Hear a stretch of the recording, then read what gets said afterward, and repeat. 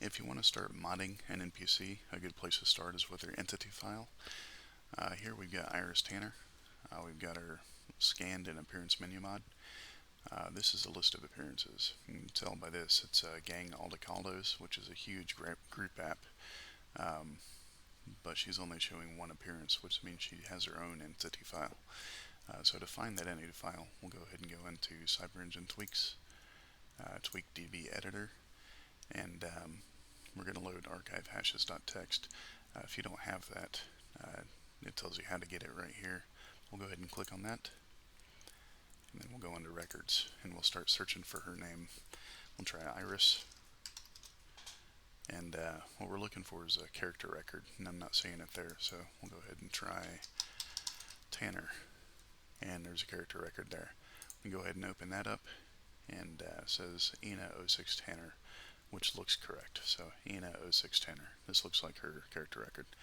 Go ahead and drop that down, and we're going to go ahead and scroll down until we see her entity template path, which is right here.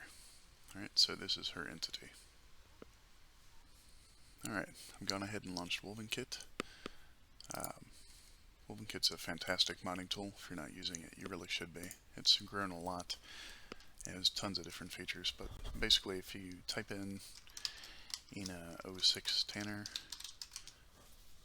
it'll pull up her entity file.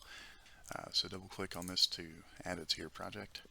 You can see it down here. That means it's in your project. Double click on it again to open it up in here, and you can see different properties, like which animations files are being called by this. Also the app file and the shadow mesh. But the app file is where all of the appearances are stored. We can go ahead and right click on this and say open in File Explorer, and that'll take us to our next step. In File Explorer you can see the entity file now is right here.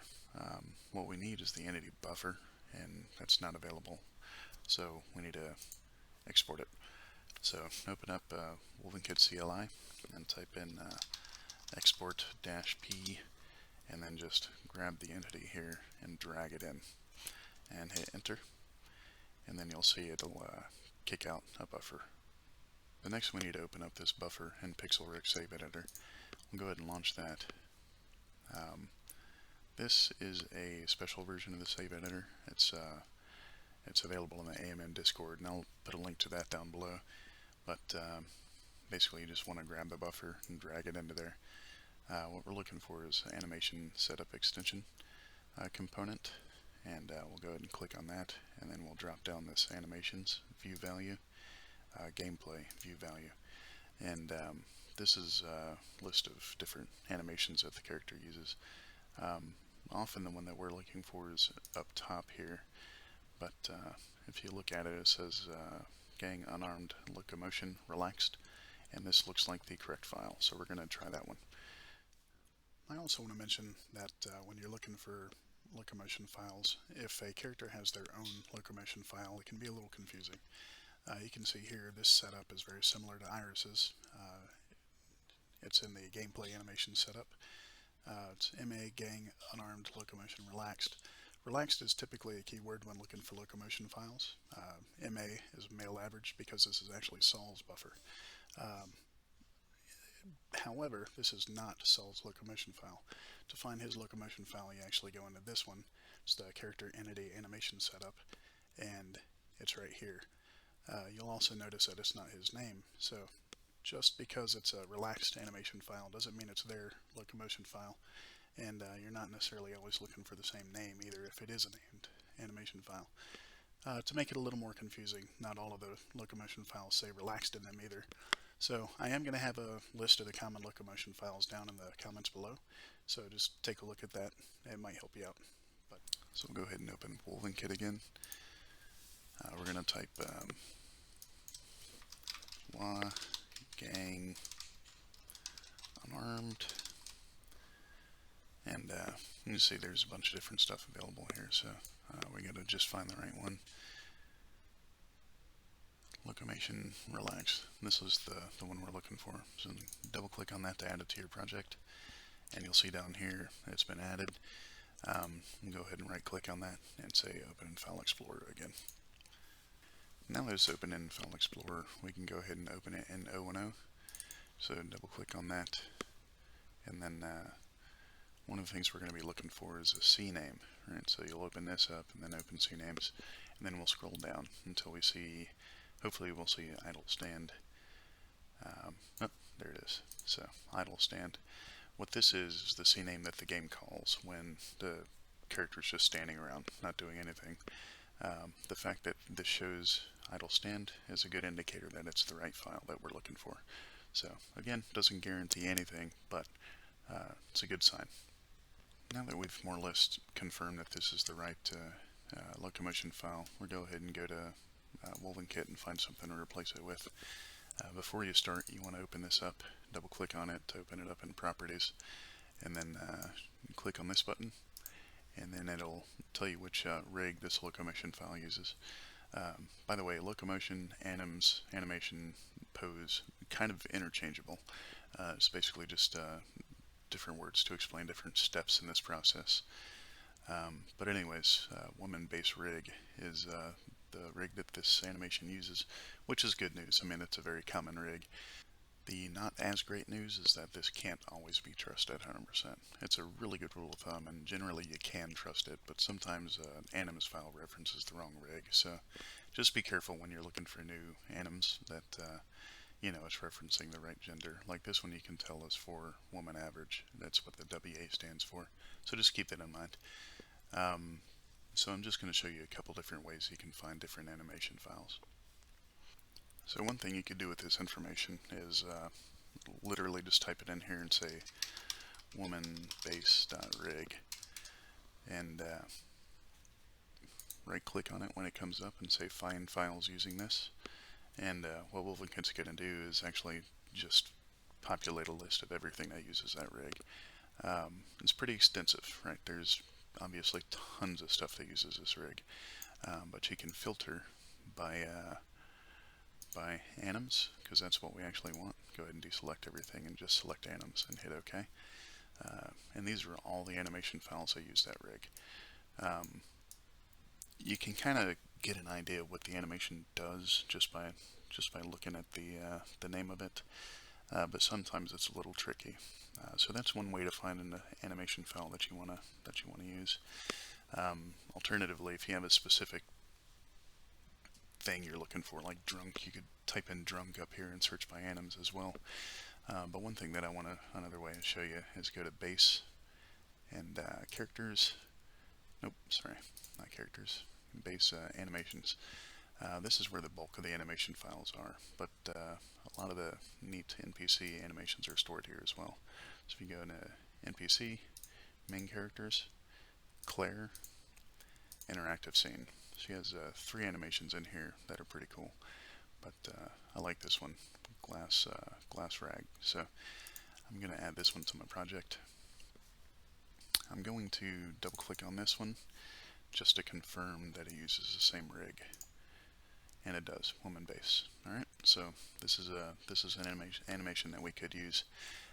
If it used a different rig, it's not the end of the world. It doesn't mean you can't use it, but it does mean it'll probably distort or deform the character when you use it. So ideally you want to use one that has the same rig. I'm going to go ahead and right click on this, open it in File Explorer, and then we'll see it here. So what we need to do to replace the other animation is literally do that. So we'll go ahead and cut that, and then we'll go back until we find another branch.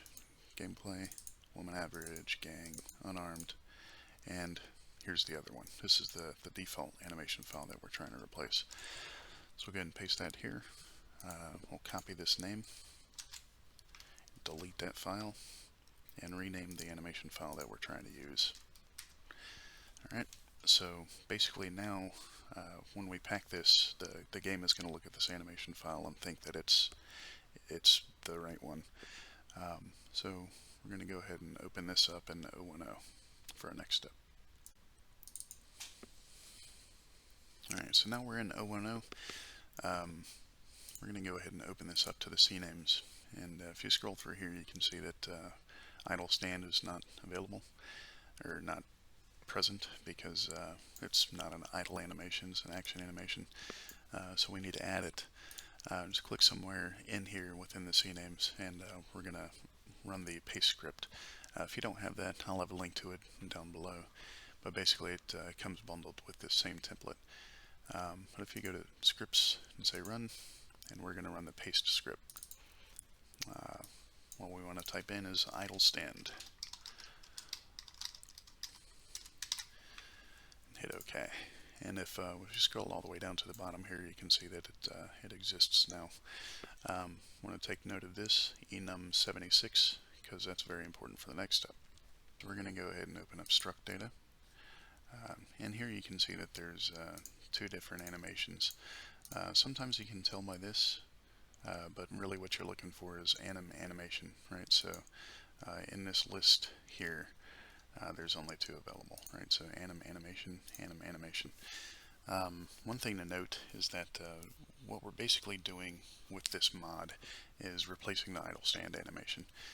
So you can't use both of these. You're going to have to pick which one you want to replace. Now you don't just have to replace idle stand. There's other animations you could replace as well, like crouch. But I'll go into details on that at the end of this video. For now, I'm just going to replace idle stand. I'm going to pick this one just because it seems more interesting.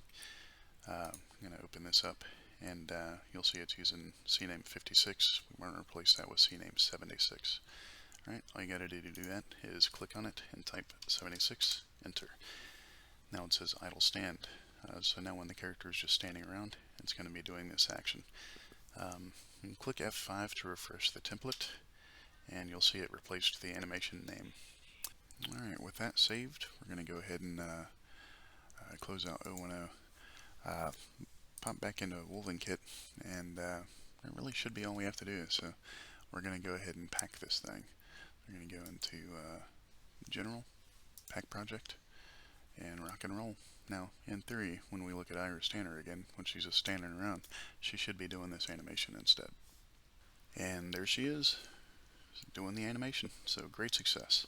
Alright, so earlier I mentioned that you could replace the crouching animation as well. So I'm going to show you how to do that real quick. Fortunately, it's pretty straightforward. Most of the characters share the same crouching animation. Like for women based on .rig, all of the characters that use this rig use the same crouching animation. So we're going to go ahead and look that up real quick. It's right here. So we're going to hit enter. It's Wagang unarmed locomotion stealth.anims. So double click on that, and it's actually in the same folder as the other one we're using for this. So basically we're just going to make a copy of our relaxed animation file. We're going to copy the name of the stealth animation file and delete the stealth and rename our copy to stealth. Alright, we're going to go ahead and open this up in 010. And you can see before we had named this animation idle stand. The crouch animation is also called idle stand. So we don't have to add a new CName or anything, but we do need to change this one back to 56. And then this one we're going to assign to the crouch position. So we're going to go ahead and change that one to 76. And you see we basically swapped it. So hit F5 to refresh the template, and we're going to go ahead and save this. Pack this thing again, and now we should have two animations assigned to that one character. Alright, here we are back in Cyberpunk. You can see she's still doing the original animation that we made for her. That should be expected because we left it in the mod. One thing to note about crouch animations is that you have to spawn them as a companion, otherwise they're not going to crouch when you crouch. So just go in here and make sure this box is checked. Alright, so we'll go ahead and crouch, and she'll crouch briefly, but then she'll pop back up and she'll start doing the second animation that we assigned. So right now the game thinks that she's in stealth mode, but really she's holding a rag in one hand and a glass in the other. When you uncrouch, she'll crouch again briefly, pop back up, and start doing the standing animation.